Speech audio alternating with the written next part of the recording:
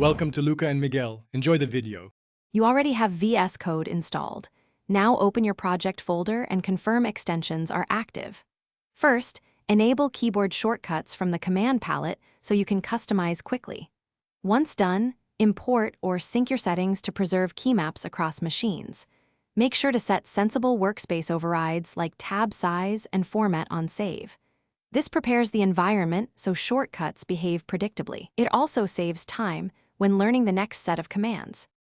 Now you focus on the core shortcuts that speed up day-to-day work.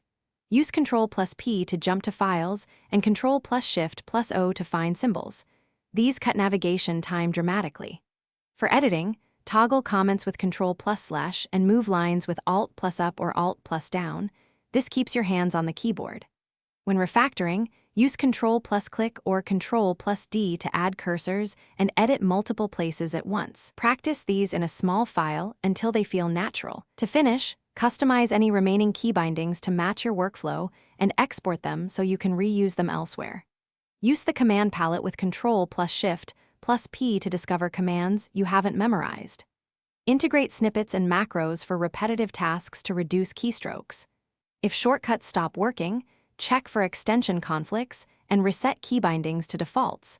Disabling a recent extension often reveals the culprit. This final check ensures your setup stays reliable and efficient for regular coding.